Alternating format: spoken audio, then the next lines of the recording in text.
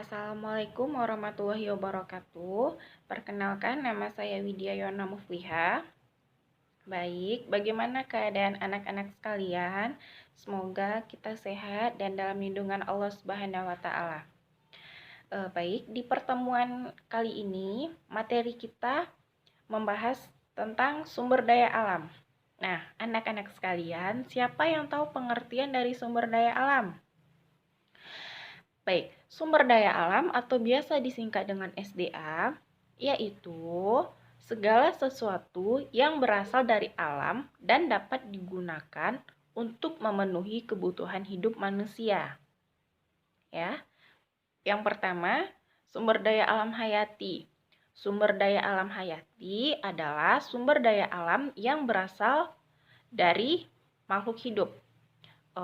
Sumber daya alam hayati ini berasal dari hewan ataupun tumbuhan. Contohnya yaitu ada seperti ayam, sapi, sayur, padi, kapas, dan lain-lain. Yang kedua ada sumber daya alam non-hayati. Sumber daya alam non-hayati ini yang bukan berasal dari makhluk hidup. Contohnya seperti air, sinar matahari, tanah, minyak bumi, dan lain-lain. Yang ketiga ada sumber daya alam yang dapat diperbaharui, yaitu contohnya seperti hewan, tumbuhan, pepohonan, ikan, dan lain-lain. Sumber daya alam yang tidak dapat diperbaharui yaitu sumber daya alam yang memiliki waktu beregenerasi sangat lama. Contohnya tuh seperti ada logam, mineral, dan serta beberapa jenis air akifer tertentu. Baik, selanjutnya ada sumber daya alam di dataran tinggi. Contohnya seperti pertanian, perkebunan, contohnya seperti kebun teh, kebun kopi, kebun apel, ya. Selain itu, ada bahan galian juga di dataran tinggi. Contohnya seperti apa? Contohnya seperti batu gunung, kapur, besi, oksida, pasir gunung, dan lain-lain ya.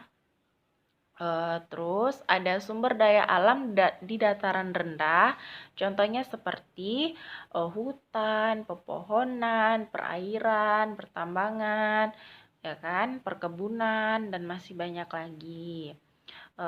Selanjutnya yang terakhir ada sumber daya alam di daerah pantai.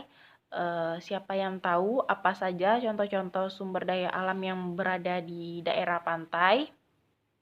Baik, contohnya seperti pasir pantai, rumput laut, garam laut, tanaman mangrove, dan masih banyak lagi. Itu beberapa contoh yang Ibu kasih buat anak-anak sekalian, agar anak-anak sekalian tahu apa aja sumber-sumber daya alam yang berada di bumi kita ini, khususnya Indonesia. Karena Indonesia tuh kaya sekali akan sumber daya alam. Maka sebagai anak Indonesia, patutnya kita itu menjaga dan melestarikan lingkungan sekitar kita, tidak memakai sumber daya alam secara berlebihan, karena berlebihan juga tidak bagus, tidak baik ya. Cukup sekian dari Ibu, lebih dan kurang Ibu mohon maaf. Wassalamualaikum warahmatullahi wabarakatuh.